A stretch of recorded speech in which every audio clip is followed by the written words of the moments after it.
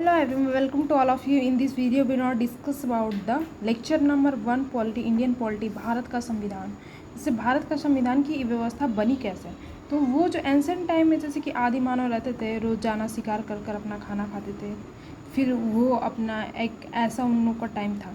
फिर उसके बाद से जैसे कि फिर धीरे धीरे उनमें कुछ बदलाव आया, फिर वो लोग बदले, जैसे कबीलों में रहना शुरू करने लगे, मतलब एक जगह ऐसे रहना स्टार्ट करने लगे, घर का उनका निर्माण नहीं तो वैसे वे भटकते रहते थे। फिर शिकार कर कर अपना पेट पालन करते थे। फिर डिवीज़न ऑफ वर्क, शिकार करना, खाना पकाना, सिक्योरिटी, जैसे जैसे वो डेवलप होते गए, फिर उसके बाद से वो शिकार करना, फिर शिकार के बाद वो खाना पकाना भी जानने लगे, सिक्योरिटी, जंगल जानवर से अपनी सुरक्षा भी करने का वो लोग एज इट इज़ उपाय निकालते थे।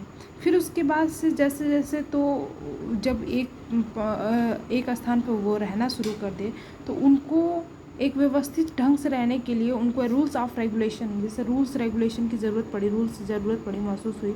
तो रूल्स कौन बनाएगा, रूल्स क्या होगा और रूल्स तोड़ता पर क्या होगी। जैसे कि हम लोग भी हैं, पूरी ये इंडिया पॉलिसी जो है एक रूल्स बनाती है, फिर उसको रूल्स जो तोड़ेगा उसके लिए क्या सज़ा हो सकती है। विदाउट रूल्स नॉट एग्जिस्ट नहीं कर सकते। तो एक जब एक पास जब इतने लोग रहने लगे, साथ में उसका घर, गांव, ऐसे स्टेट बनने लगा, तो उसका रूल रेगुलेशन एक अच्छे जीवन यापन के लिए ज़रूरत होती है। तो फिर उसके बाद से कबीलों की संख्या बढ़ने लगी, राज्य अस्तित्व में है। जो जब ज़्यादातर कबीलों में जब बढ़ने लगे, जब ज़्यादा लोगों के घर बढ़ने लगे, तो वो एक राज्य के अस्तित्व में आया, मतलब एक राज्य बनने लगा। फिर उसके बाद से हम इसमें देखते हैं पॉलिटी क्या है। तो पॉलिटी दो शब्दों से मिलकर बना है, पॉली प्लस सिस्टम। पॉली माने स्टेट, मतलब कोई एक राज्य जहाँ लोग रहते हैं, वो राज्य। पॉलिटिकल स्ट्रक्चर, राजनीतिक ढांचा, इसका अर्थ है पॉलिटिकल स्ट्रक्चर, राजनीतिक ढांचा। और rules regulation, book of law, constitution, जो उन लोगों के लिए बना, बुक ऑफ लॉ, जैसे कि कॉन्स्टिट्यूशन हम लोगों पे अप्लाई करता है, रूल और रेगुलेशन एक सबको एक व्यवस्थित ढंग से एक वर्ड में बांधने के लिए ही बना। फिर उसके बाद से एलिमेंट ऑफ स्ट्रक्चर, राज्य के तत्व, एलिमेंट ऑफ स्ट्रक्चर, जो राज्य जो बने कबीलों से फिर शुरू होकर एक राज्य बने, उसका इस राज्य के तत्व क्या क्या होते हैं, एक स्ट्रक्चर ऑफ राज्य के लिए, मतलब क्या क्या जरूरत, एलिमेंट ऑफ स्ट्रक्चर इसका राज्य के तत्व ऑफ स्टेट। तो पहले लैंड की ज़रूरत होती है, भूमि की। फिर उसके बाद से पॉपुलेशन, जनसंख्या की। फिर उसके बाद से गवर्नमेंट, सरकार की। फिर सर्विसनिटी, संप्रभुता, स्वतंत्र, किसी के दबाव में नहीं रहना, वो। फिर पॉलिटिकल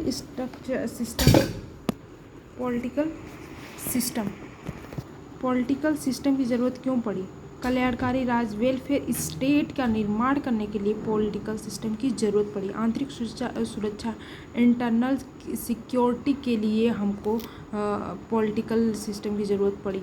फिर उसके बाद सामाजिक परिवर्तन, समाज में बदलाव के लिए हमको ज़रूरत पड़ा। राष्ट्र निर्माण, एक अच्छे राष्ट्र का निर्माण करने के लिए हमको एक पॉलिटिकल सिस्टम की ज़रूरतें पड़ी। फिर ऑर्गन ऑफ गवर्नमेंट, शक्ति के पृथक्करण, ये जो एक गवर्नमेंट में तो एक राजा होता है जो इन सब चीज़ों को, रूल और रेगुलेशन लोगों पे लागू करता है। शक्ति का पृथक्करण, जिसके गवर्नमेंट के थ्रू, ऑर्गन ऑफ गवर्नमेंट, कैसे कैसे शक्ति उसके अंदर कितनी पावर्सफुल होती हैं, उस शक्तियों का पृथक्करण।